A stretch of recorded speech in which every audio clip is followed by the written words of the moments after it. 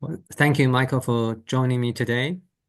Um, so you are an American expatriate writing for the Taipei Times, right? Yep. I lived in Taiwan for 35 years or so. 35 years. And yeah. And I did my work in college was about Taiwan. Yeah, And I've been writing on Taiwan since I guess the late 90s. late And 90s. I started a blog in 2005 that became very well known. I wrote on Taiwan politics and culture. And now here I am writing for the Taipei Times. How did you decide to go to Taiwan in the first place? I met up with a friend who said, "I'm going to Taiwan to study Mandarin. You want to come with me?" I said, "Yeah, okay." So we went. That was, and I just was like, "Oh, I'll only stay 2 years. Yeah. Just okay, another year. Okay, another year." And then 35 years later. Well, I guess it has been a great time to be in Taiwan to witness all the changes happening right in front of you. Yeah, I was there through the great wave of democratization in the 90s, and the first presidency of the DPP, Chan Sui-bian, and then through the Ma Ying-jeou years and Tsai Ing-wen and now Lai Ching-te. Yeah.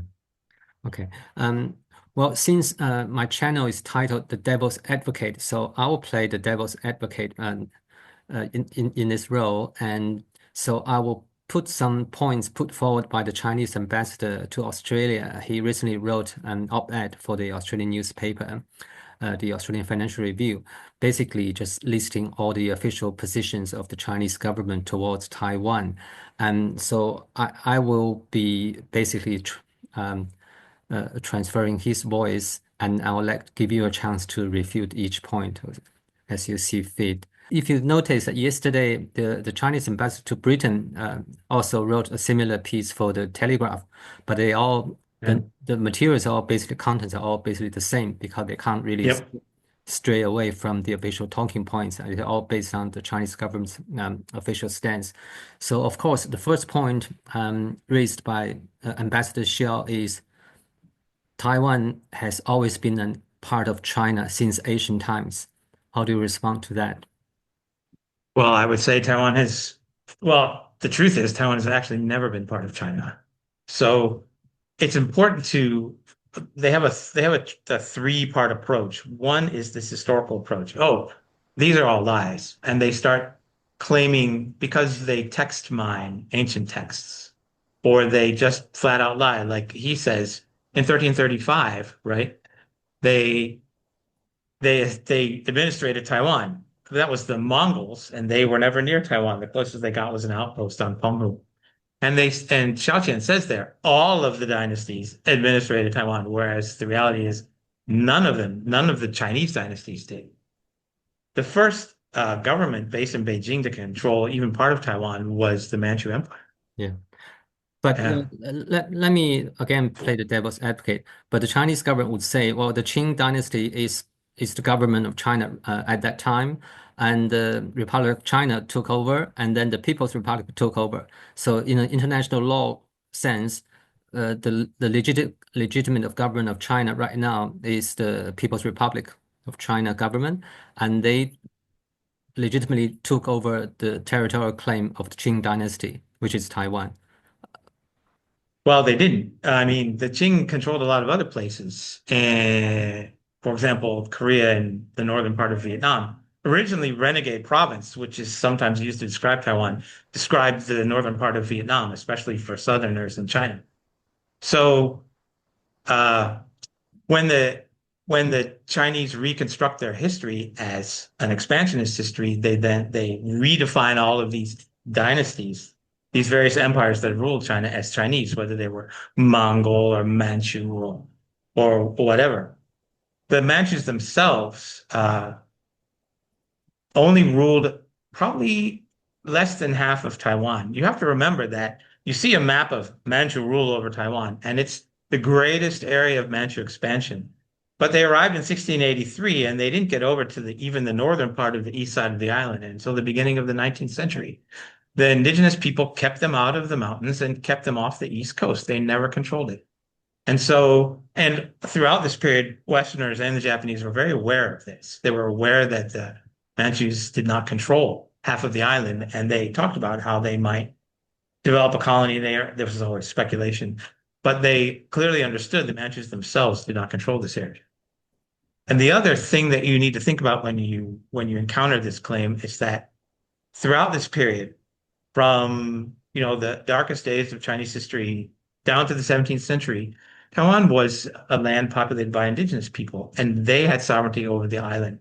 So what we do when we're Chinese, what the Chinese do is they erase this sovereignty. They pretend it never even existed. And this this this kind of thinking is basically racist, right? There's no allowance for indigenous sovereignty over Taiwan. And it's something that a settler state like Taiwan has to grapple with constantly. This outside talk today, but it's something that needs to be raised. Okay. Again, so let's say from the Beijing's point of view, you are American, and the American were the continent was colonized by the Europeans, right? And almost decimated indigenous population. So how can you say as American that America now has legitimate claim to the land, but the Chinese can't be colonizer, even considering what you said about the indigenous population of Taiwan is true, they have their sovereign rights. But what if the Chinese say they have right to colonize the island too, just like the Europeans did as in the American continent? So what you're saying, that would be basically a form of whataboutism, which is conceding the point of the original Well, yeah, speaker. well, I guess Beijing has to first concede that they are colonizers, I guess, yeah. Yeah, exactly. Yeah. And imperialists, right? And Yeah, well, I so guess this is the issue. Like again, I'm trying to play the devil advocate. sure. Basically, in the end, all things about this international geopolitics, territories, claim of sovereignty, basically, at the end of the day, it all based on maybe what the realists call the realism, right? It's whoever has the power, whoever can have the power to conquer the land, they've got to conquer the land because that's how each country was established throughout the history of the world. So, so in that sense, if the Chinese has the power, or as Chairman Mao said, it comes from the bearer of the gun. If the Chinese have the gun now, they have a claim to the place. And what can you do about it? Fight back. And one of the ways that we fight back is disputing these lies, this fake history that China is constructing for Taiwan.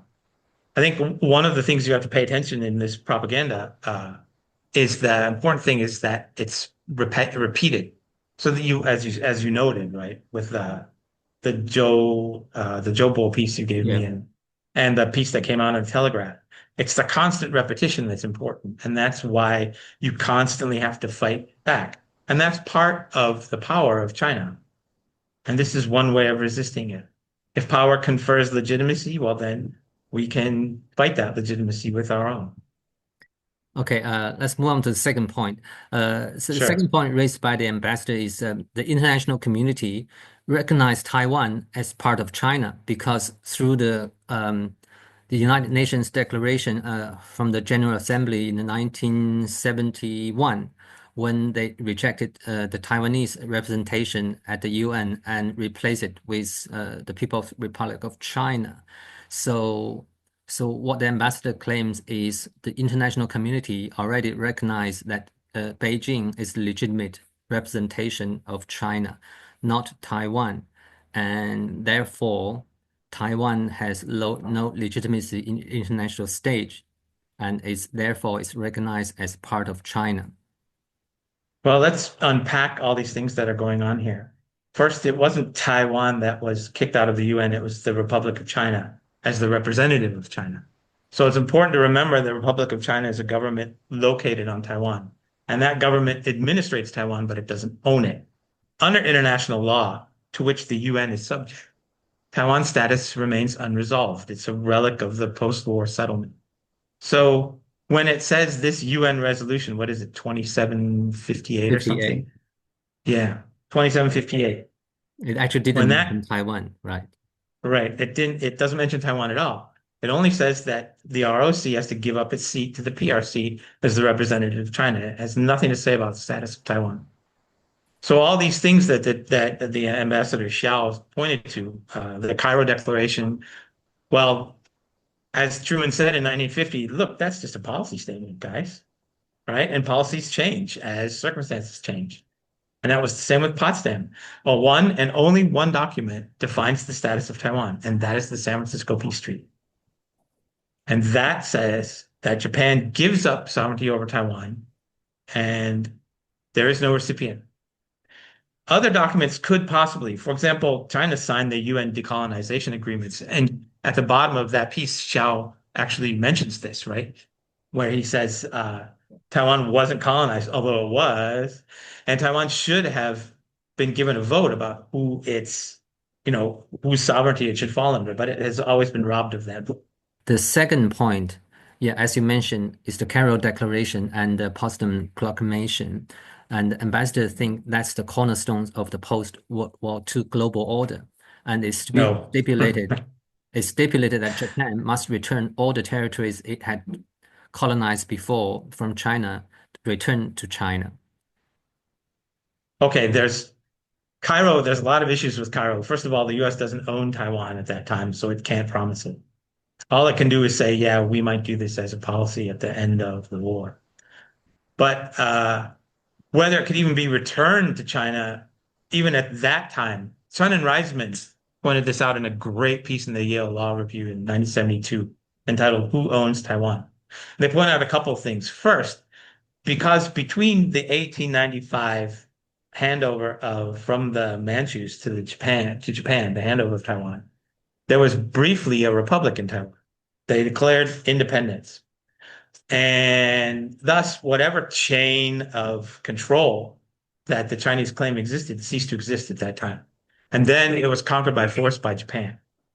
So that was one issue with who owns it. When you talk about Cairo,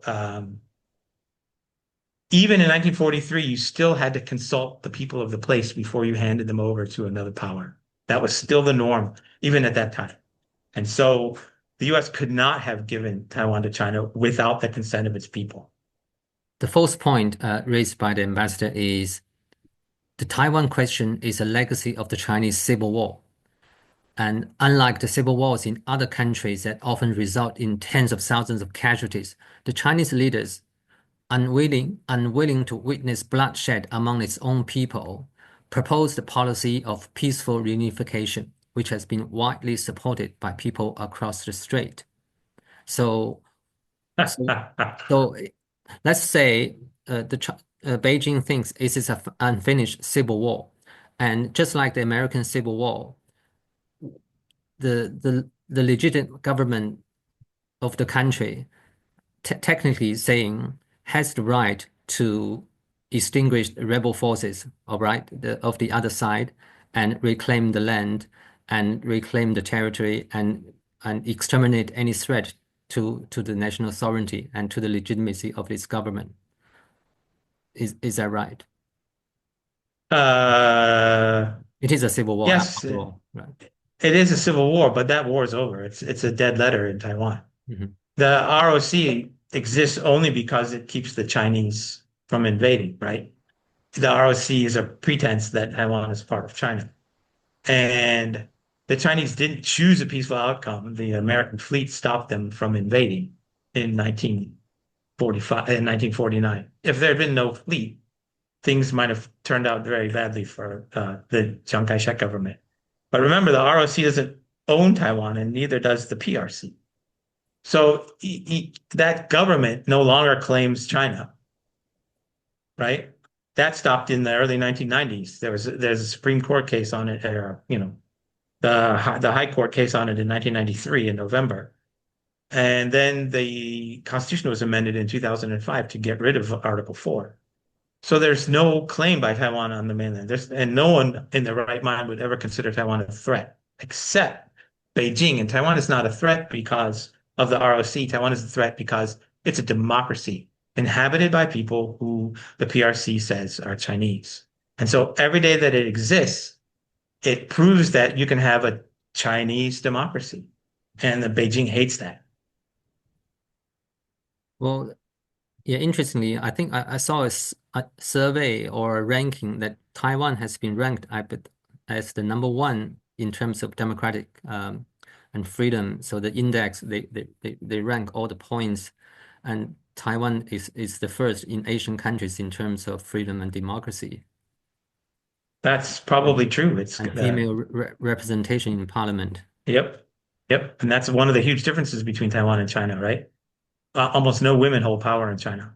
But what about the 1992 consensus? What China or maybe what the Kuomintang called the consensus? Doesn't that mean that at least part of the Taiwan's political establishment and a part of the Taiwan population support the idea of being friendly with the mainland and getting all the opportunities of economic, cultural, and other tourism benefit, all the other benefits that resulted from good relations with the mainland? Okay, well, let's go through all this. The 1992 consensus was a phrase that emerges. There was a meeting. It was in Singapore, wasn't it? Or in Hong Kong, I forget where representatives of the PRC, an authoritarian state, and representatives of the ROC, then also an authoritarian state, Yeah. met, and they were actually having a meeting about postal affairs. What do we do about mail between these two nations? And the Chinese tried to insist at that meeting that everything be labeled China. And the ROC people protested. And then there was an exchange of faxes and really nothing happened. And actually, Ma Ying-jeou, the future president who accepted the 1992 consensus, when he became president, they resurrected an old video of him complaining, oh, these PRC people don't accept any consensus with us at all. And this was back in 1992. And then in the late 90s, this phrase starts appearing in Chinese, 1992 consensus. And then finally in 2000, one of the KMT heavyweights, a guy named Suchi, starts promoting this phrase. He later claimed to invent it, but he didn't. It existed before him.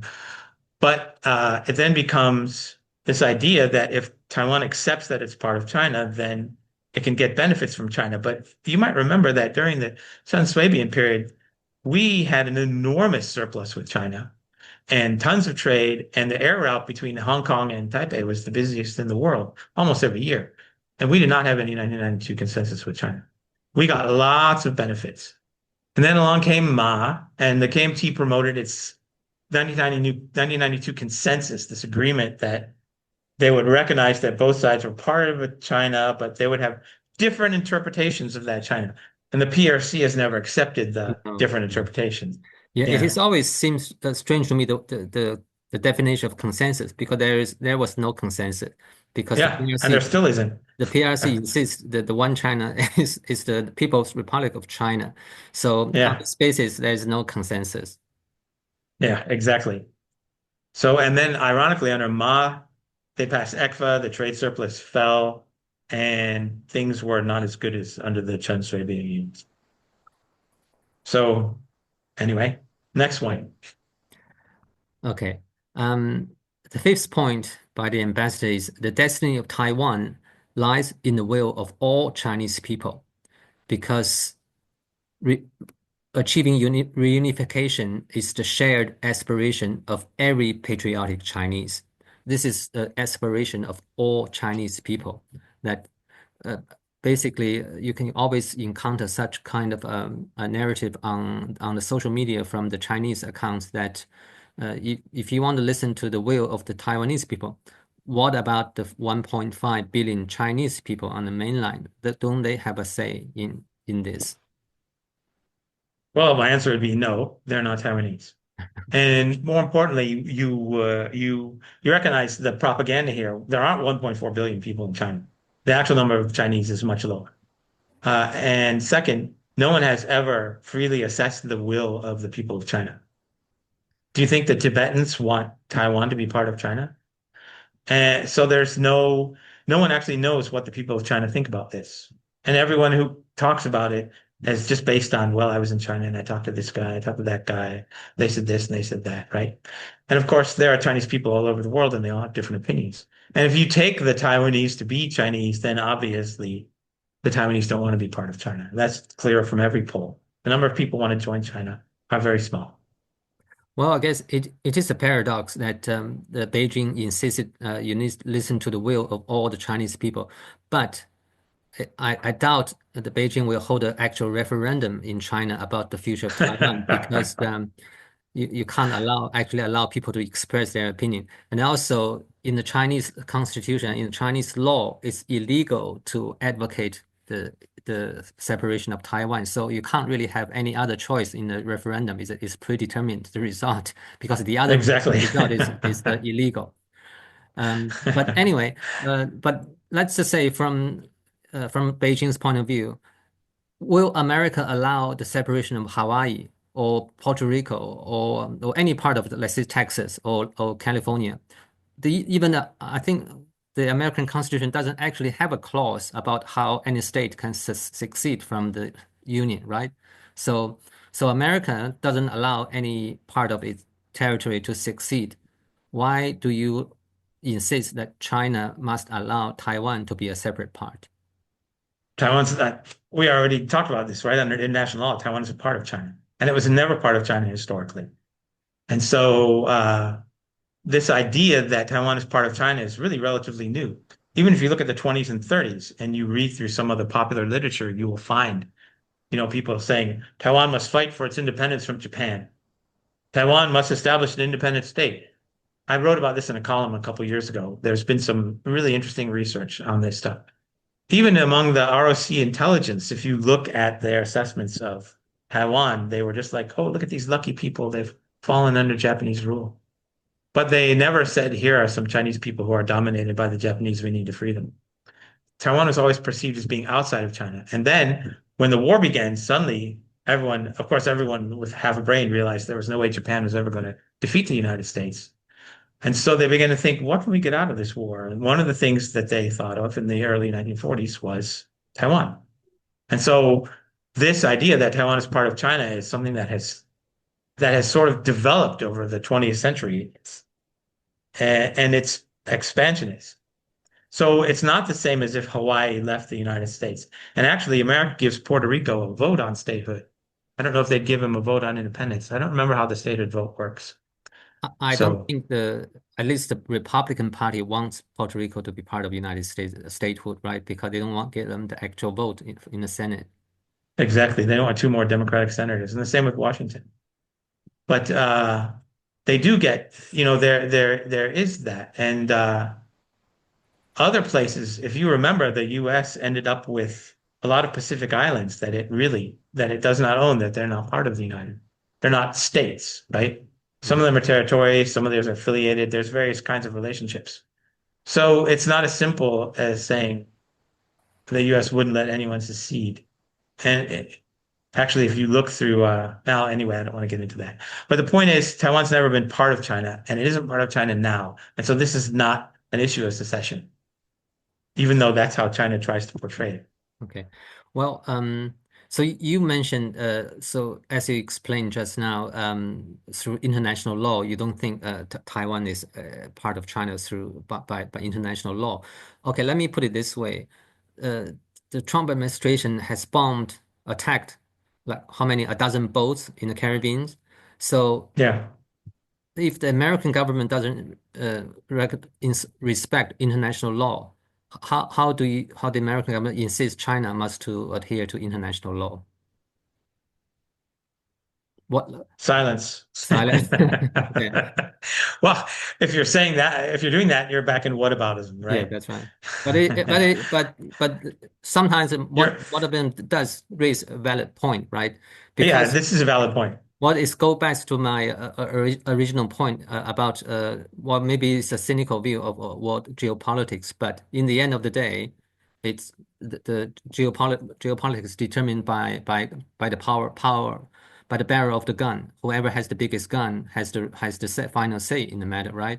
If any other nation bomb boats in the open sea, America would have intervened, or any other major power might have intervened. But if America does so, nobody else can intervene. And throughout the recent, say, the last 20, 30 years, America had launched a disastrous war against Iraq, against international law. And Yep. so guys, what right does America has to ask China to follow international law, right? So basically, it comes down to this one central issue is that whoever has the military power can do what they want, and China's military power is only growing, and one day in the near future, maybe that day is coming very soon, the Chinese power, the military power, in addition to its economic and political capital, will exceed or achieve to such point that it can successfully blockade the whole island of Taiwan without even firing a gun. And that's strangling the Taiwanese economy and maybe just force it to accede to the Chinese demand. How realistic is that scenario? I think it's a fairly realistic scenario. There's some caveats. First, they have to contend with Japan, which sees Taiwan as vital to its defense. And Japan has a very formidable navy, which I think in total tonnage still exceeds the PLAN, but not the other two navies that China has, the seaborne militia and of course the Coast Guard. But Japan has a really powerful navy and a very powerful air force. And of course, another problem is if you throw up a blockade around Taiwan, you drive up shipping rates for everyone, not just Taiwan, but China. And China is absolutely dependent on exports.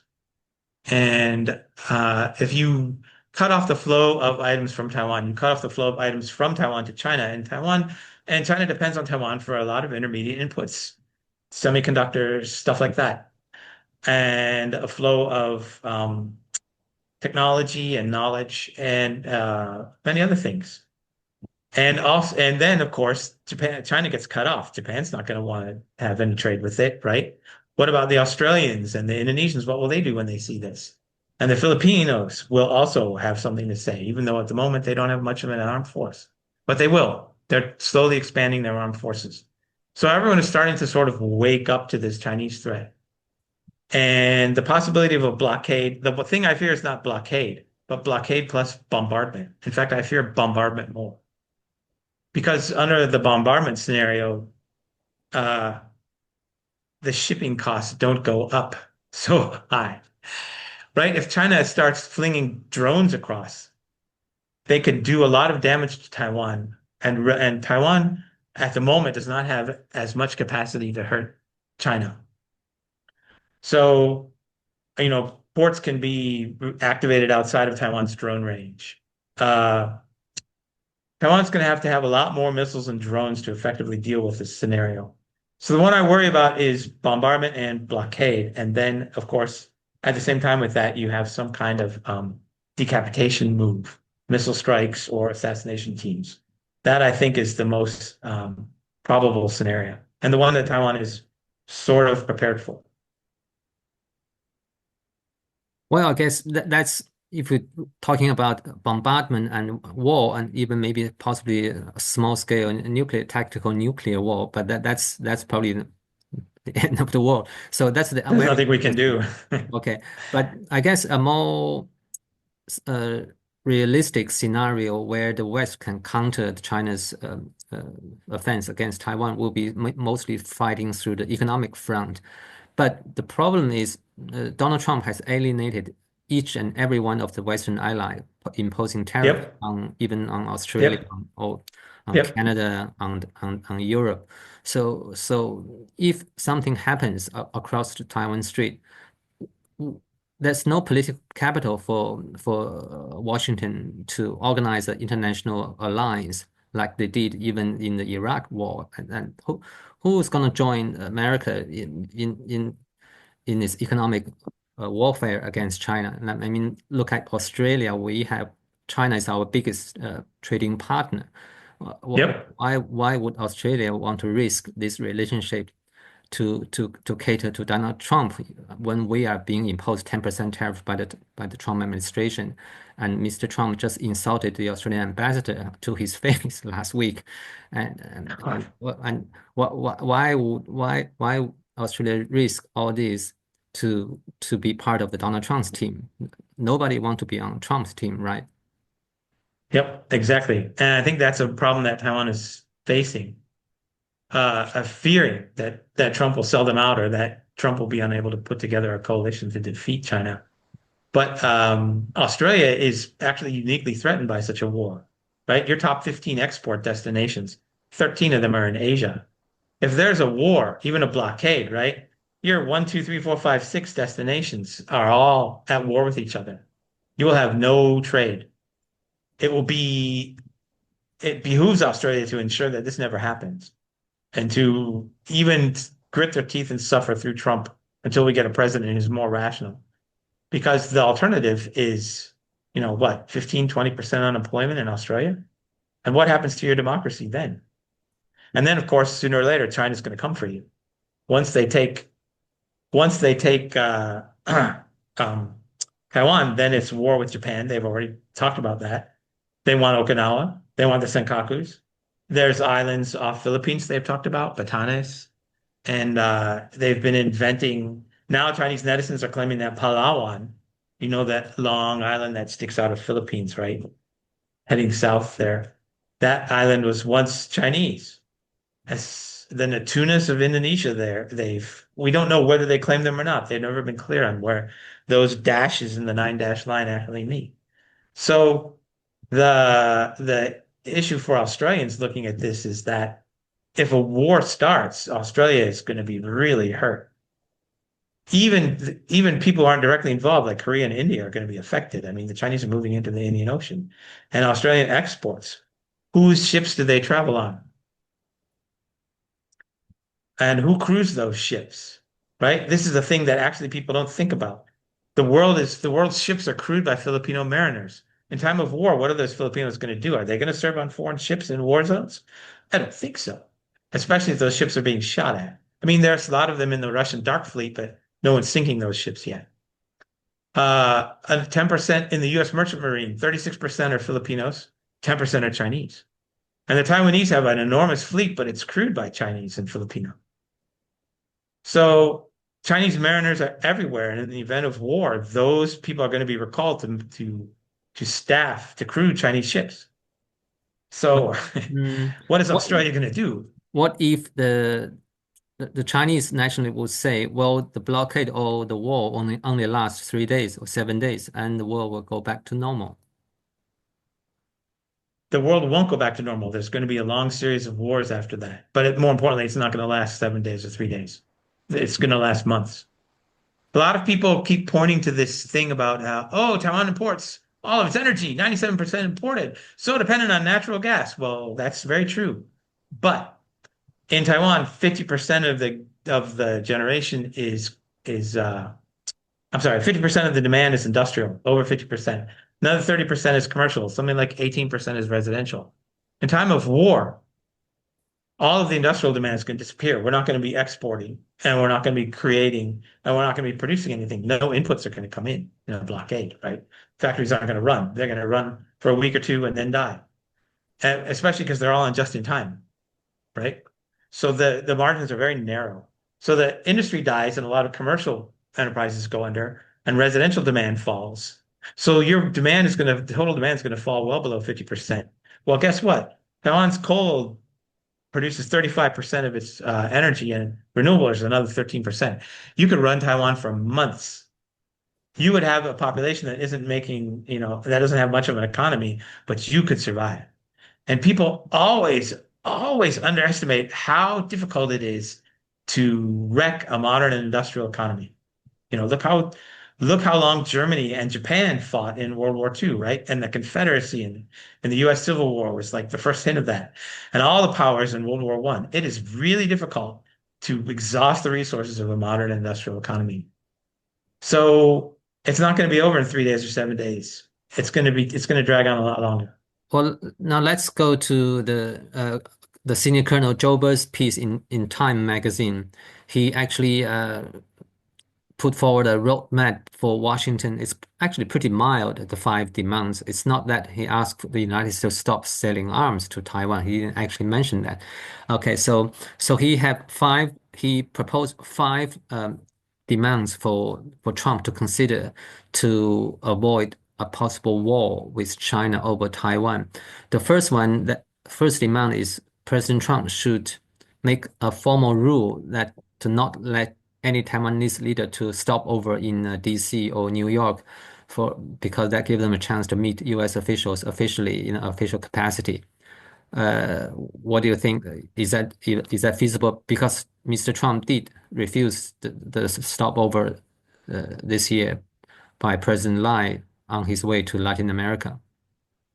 Yeah. Trump did refuse. How did the Chinese react? Did they make any changes in their behavior? Did we get fewer ADIZ incursions and fewer ships around Taiwan? Did we get any withdrawal of military threats? Did we see anything happen? Well, This but I guess Mr. Trump does have a lot other stuff to worry about with China. He he he's out of he in his favorite phrase, he out of cards to play with China probably, so he has to give up one of the leverage. Sure. And that's his own fault, right? Um, I think they can do that. They can do everything that he suggests except the 92 consensus, because that would be saying that Taiwan is part of China. They could do almost all of his suggestions, and they have done them for years, actually. And none of those made any difference in China's behavior. The problem is that China consistently proposes, oh, you do this, you do that, you change this. But what we don't see is any changes in China's behavior. The pressure continues, the expansion continues, the threats continue, the military buildup continue. Even when Ma Ying-jeou was president of Taiwan, you would think that he accepted the 1992 consensus and China would relax a little, but no, military buildup continued, and Ma Ying-jeou's Ministry of Defense complained about it in every one of their annual reports. So what we really need to see is someone say, look, we can accept these things, but first we need to see some real changes from you, meaningful changes in your behavior. And you can always tell the apologists for China because they never ask for meaningful changes, serious changes in China's behavior. Well, I guess let's go back to that's what we think is Trump's mistake. I mean, he didn't play this card effectively, right? He because he has to consider the trade war and he has other stuff and he need to appease Mr. Xi in certain aspects. So he gave up this Yep. this little card he has with Taiwan, which which Yeah. which go I guess this which goes to this question. What do you think Mr. Trump's real intention in regard to Taiwan is? He has been a businessman throughout his life. He doesn't care about international politics, international relations, geopolitics, democracy or freedom, any part of the world, or not even in America. So other president might think Taiwan is a core interest of the United States, strategic interest, and also given the last 30 years of democratic development in Taiwan, a core part of Americans' agenda of develop freedom and promote freedom and democracy, at least on the surface. But Mr. Trump doesn't care any about that. So what is the realistic aspect that Mr. Trump actually care about Taiwan like so much that he will ask to put American resources to defend Taiwan if anything happens, or he will be happily trading Taiwan for any part of the deal he has with Beijing. Well, first of all, Trump is not the only person in the US government. There are three branches of the government. And Congress, the Taiwan caucus, I think it still might be the biggest caucus in Congress. It's been a couple of years since I looked at it. But Well, last time I checked, there's the Congress has been sitting there doing nothing. Like the right to impose tax is part of the Congress job, but Trump has completely usurped that, and Congress hasn't said Yep, anything. I totally agree with you. But Taiwan may actually be an issue where Congress might do something. And it's not just Congress. There's a lot of people on the Republican side and on the Democrat side who support Taiwan. And losing Taiwan would cause the threat of losing Taiwan would cause people to act. Trump is not the only player in this. Remember also that he's going to get pressure from Japan, from Philippines, from other Asian nations, from Australia, do something. And he's very powerful and very what's the word I want? Mercurial. Yeah. But he's not the only player. And part of He me just keeps saying that because it's a his hope I have. yeah, his views can be Mhm. easily shaped by the last person he talked to, apparently. Bingo, bingo. And I think, did you notice what he said about the IQ test the other day? Yeah, he Yeah, challenged Representative AOC for a test, right? yeah, for an IQ test. But that wasn't an IQ test they gave him. I think it was a Aptitude dementia test. exam. Yeah. Yeah. So if he really has the initial phases of dementia, he's not going to be in office much longer. Yeah, but JD Vance, his heir apparent, is a very isolationist view of his own. He's he might be the one of the true believers of American first ideology, right? He doesn't want any involvement with Europe. He doesn't want any involvement with any part of outside America. He won't only focus on America. And so if as you said, Donald Trump has dementia, and then the real decision making person is his vice president, that doesn't sound bodes well for so-called globalist agenda, right? Well, yes and no. Again, if you have a president like Trump who has a fanatical cult following, what happens when he disappears?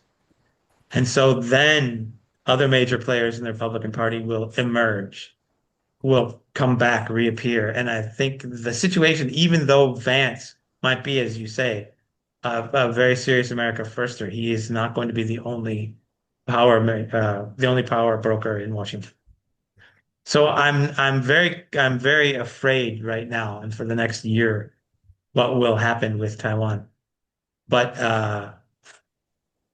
after Trump, things will change. I'm So I'm hoping Congress will reassert itself. Go ahead. so so from certain aspect, the next 3 years while Trump is in office might be the best opportunity for China to act, right? Well, yes and no. Everyone thinks about this because it's such an interesting. It's so you can't read what Trump's going to do, and it's difficult to tell what's going to happen with him. But Trump is so effective in destroying American power. If you were China, wouldn't you keep waiting? Because every year it's going to get easier. Why would you move in 2026? If Trump's still alive in 2027, the US is going to be even weaker, Okay. right? So So, so oddly enough, Trump is helping Taiwan, but not in the way that we think. so maybe 2028 is the best year for Mr. Xi to act. That's Trump Uh, will be 83 or 82 years old. He will certainly into very senior age. Maybe, but then I've read that a whole lot of new U.S. weapons are going to come online at the end of the 2020s. So it's going to, if Shia wants to act, and we don't know that he is, right? I believe that they will act, but I'm not certain of it. If she wants to act, I would say 2027 or 2028 would be when I would move. Maybe even sooner. What's wrong with next year? This year's go ahead.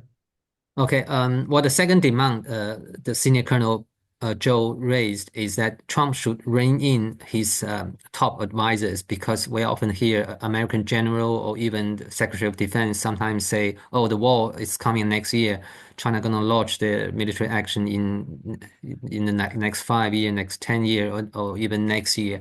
So, Comrade Joe is very unhappy about these loose cannons, and he think this kind of talk raise the temperature, and it's very provocative and irresponsible.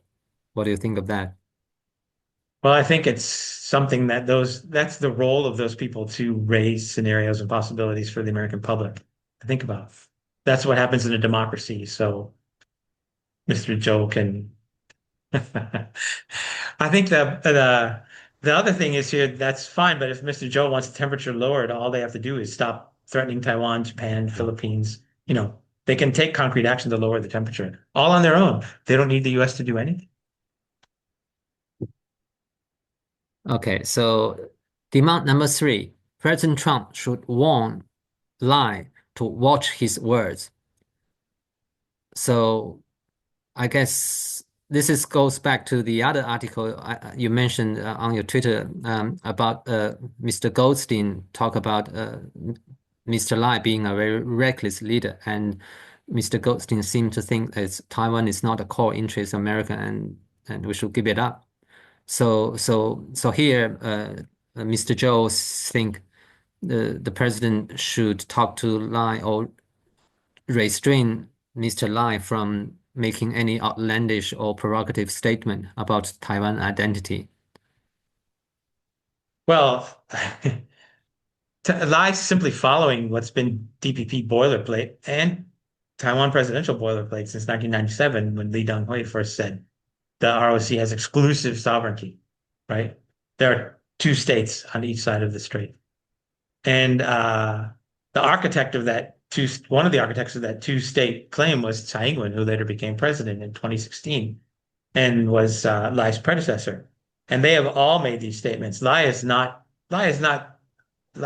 changed. And what China fears is, of course, that every time the president of Taiwan says, we're a sovereign country, the Taiwanese all will nod. Yeah, well, yes, we are. And they hate that. So Lai's not being reckless. The reckless one is the one in Beijing who threatens to murder Taiwanese because they imagine that they're in an independent state. And that's one of this idea that Lai's reckless is a form of propaganda that hides who is being reckless and how.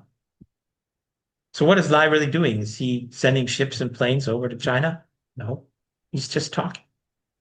Yeah, yeah, I guess what Mr. Lai is basically stating the obvious, as his predecessors doing, is what Taiwan is de facto independent. Is that they have its own election, it had its own government, has own parliament, has own taxation system, own Medicare, and everything is had its own, has issued its own passport. It controls its own border. So it's just anything but in name only a separate entity, and Beijing is just burying its head in the sand, not recognizing this, I guess.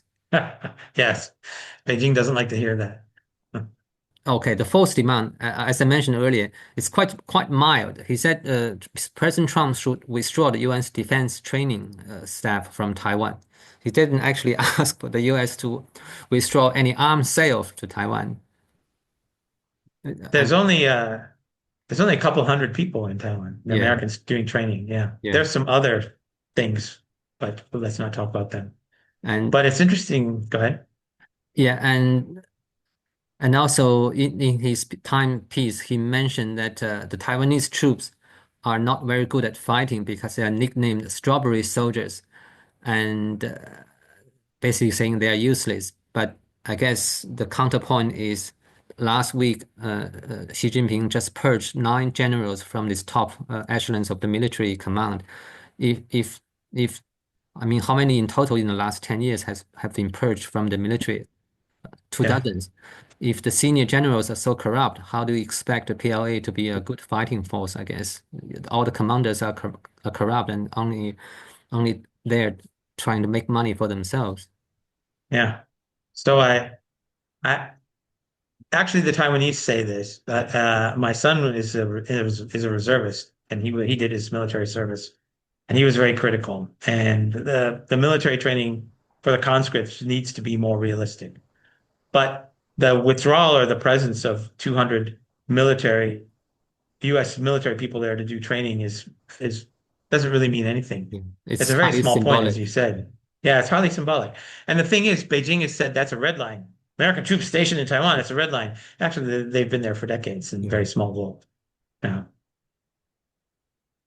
Well, the last demand is President Trump should encourage the Taiwanese authorities to recognize the One China principle consensus. Oh, while we talk about that, it's there's no such Yeah. consensus existing at all. Um, No. So that's all his demand, which is quite mild. It's not something you expect from a PLA senior colonel, ex-colonel. Yeah, which makes me ask why he made it so mild. Probably because he wants more invitations to write, right? I guess so. Well, this is also raise a question. The Time magazine apparently in this series about Taiwan, I don't see any voices from Taiwan, any all No, pro-Taiwan voices, which is strange. that's usually the case, actually, Yeah, right? People write about Taiwan, but there's no Taiwan voices permitted. yeah, And those of us who actually know a lot about it and communicate about it in English, yeah. we aren't allowed to write about it either. Yeah. But Charlie Well, Campbell has wrote about it, right? He wrote the piece about defense, mhm. and Well, I guess he's I got a lot of. Go ahead. Sorry. this is what I call the asymmetrical information warfare, right? Because the Chinese ambassador gets to write in Canberra and in London and in or even I think they even published in the Washington Post before, talking about Yep. raising the talking points from the Chinese government in the Western mainstream media. But the other way around, no one is allowed to publish anything in the Chinese media to put forward any view from the Taiwanese majority Exactly. Taiwanese opinion, and that's the highly asymmetrical, right? Yeah, and the other asymmetry here is that when the Chinese speak, they speak as representatives of the government with that status and authority. But when we reply to them, who are we? We're just, we're entrepreneurs. We're just ordinary people. We don't have any status. So so there's an inherent asymmetry there as well, right? So there's actually two asymmetries that take place here. And I've been saying this for years that the Western media has to stop giving space to these people in Western media, but they won't. I guess it's money. So Yeah, yeah, I think yeah those probably the lot of advertising revenue tied to, so the end result is there's a third asymmetry as well because they have a strategy, a propaganda strategy, and it points to repeat. They have a script. Everything is there. And people who respond to that, I don't have a strategy. There's a lot of us responding, but my links to them are very informal, right? And so the result is that the voices that speak out against them either never appear or when they do, they're diluted. They're muted. They aren't allowed to speak fully. That's always been the problem when I've tried to respond to these things. So it's a hard struggle. The good thing is the right is on our side. And I think that's important actually, to be on the right side. It's an inherent power that China doesn't have. well, I guess the easiest way to achieve peaceful reunification is for China itself to become an attractive place for people to want to join in, right? So But let's say we, Donald Trump's complaining that millions of people are crossing the border every day before, or not now, but before invading America. But the counterpoint is that's because America is such attractive place. They have freedom, they have opportunities, so people everywhere want to risk their life traveling all the distances to join America. And if one day China is so powerful, so wealthy, and so free, then maybe the Taiwanese people want to be part of China. Then you don't need to fire a gun or use a blockade to force Taiwan to make the decision. The people of Taiwan will might make the decision themselves freely. well, the problem is that they don't want to do that any more than Canada wants to become part of the United States, right? It's I mean, yeah, I it's guess been there, it's too shared late, language, right? shared culture. It's too late Yeah. because this generation of Taiwanese who grew up in this free society, they have no cultural or political affiliation with Beijing, and they see themselves as Taiwanese, and there really no there's no yeah there's no desire to be part of China, and who can blame them? Just look at Hong Kong, the deterioration, the rapid deterioration of uh, of the free society there, and the loss of democratic rights by its citizens in Hong Kong. It's which I guess it's a very an very terrible mistake made by Beijing, I think, but because it had always said they want the one country, two system platform to be applied to Taiwan. And now, with the failure of the Free Society of Hong Kong, there's basically no realistic chance for anyone to have any hope for that model. That model doesn't really exist anymore. No, it's sad. And I think the other thing about China becoming attractive is that it's holding Tibet and it's holding East Turkestan. So how can it be an attractive place to live when it's actively colonizing two places, right? Taiwanese are especially sensitive to that because there's a lot of Tibetan Buddhists on the island, and they are connected to the Dalai Lama, even if they're not of his sect. He's a respected figure, and so they're aware of the issues in Tibet. The Tibet and Xinjiang are the original sin of the Chinese state, just as slavery was the original sin of America, right? We carry that stain with us, and so anyone who thinks they want to become part of China is going to look at that. How can China become an attractive state without giving up Tibet and Xinjiang? That would have to be part of it. And that's not going to happen. And the Taiwanese will never join for that reason. And the sad part is, if China would give up its claim to Taiwan, the Taiwanese would probably be very happy to move closer to China. They watch Chinese videos, they read Chinese newspapers, they play Chinese games, they buy stuff on Taobao and Shein and Temu. They have all these interactions with China that are basically positive.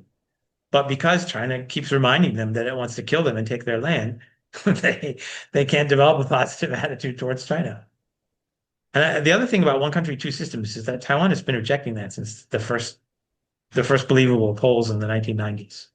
And so it may have been the other way around, that the Chinese realized that preserving Hong Kong didn't matter because Taiwan would never accept one country, two systems anyway. So why not wipe it out? If Taiwan was a factor in that, which I seriously doubt. Well. I think today the People's Daily has an official commentary about the benefit of Taiwan going back to motherland, and I notice with a chuckle that is mentioned that well, when you go back to the motherland, your international status will be raised so high or so. And I guess my question is, well, the Taiwanese passport is already recognized by most countries in the way it's one of the best, most powerful passport to enjoy free travel.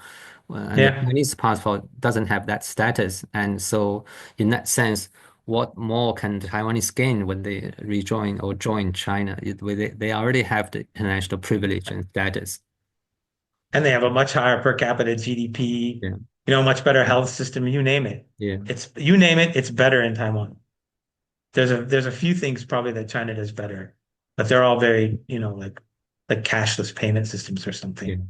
Isn't yeah. So Well, yeah, not essential. yeah. Well, anyway, that's the two articles that I think can be used as talking points. So, anything you might want to add? Yeah, if you don't mind. There's a couple things. First, when we talk about China's propaganda, especially about the past, what they're exploiting is the way that we orientalize China. So we would never accept it. We treat China as an exotic other, and our rules don't apply to it, right? We would never accept, even if we said that China had always owned Taiwan, we don't today accept that Britain should go back to Ireland or India simply because at one point they owned it for a very long time, right? I mean, Britain owned Ireland for what, like 1,000 years, in part or in whole. So, But uh, let me interrupt here. But Britain did defend Falkland Island, which a island so far away from Britain, just right next to Argentina. But the basis of that defense was the choices of the Falkland Islanders who did not want to join Argentina. yeah, And that's the same basis that we are defending Taiwan. And that I think is the best basis to defend Taiwan. Look, they don't want to be part of China. That makes our actions legal and Chinese actions illegal and wrong. And the other thing that you should do when you when you Chinese propaganda depends on repetition. As soon as you start looking into it, it's wrong. It's all lies, but you keep hearing it again and again, right? And it keeps getting repeated. And that's really what they want. They just want it to get repeated, and they don't care if it's refuted because they're just going to repeat it again. So really, this struggle that we fight is constant, and it's really wearing sometimes, that we've refuted this so many times. Why is the newspaper letting this stuff get printed? And no media, and you could see this as a teachable moment, right? You put up Xiao Qian's thing, and there's a parallel column there with, oh, this is a lie, blah, blah, blah. This is a lie, blah, blah, blah. You could use this as a teachable moment, but no newspaper ever does. Maybe they'll run something after, but not at the same time. And it's kind of sad to me Well, I that guess they let PRC speakers well, talk. Go ahead. credit to the Australian Financial Review. They did run a piece by the Taiwanese representative a week Yes. later. And I don't know, the Telegraph in London will do that to give an opportunity for the Taiwanese rep in Britain to write a counter piece in a newspaper. We'll wait and see that, I guess. I guess, but a lot of times, remember the Taiwanese rep has constraints. What they really need to do is pick someone who's been doing this for years and let them write a piece that refutes all this stuff. So, but I hope they let some Taiwanese speaker speak at least. All right, well, Anyway, well, thanks very much for coming on. Thanks for your time. it was wonderful being here. Hope to do it again someday. Yeah, we'll keep in time. We'll do it again next time. Great. Thank Looking you. forward to it. Well, enjoy Bye-bye. your time in Philippines. I will. Bye-bye. Bye bye.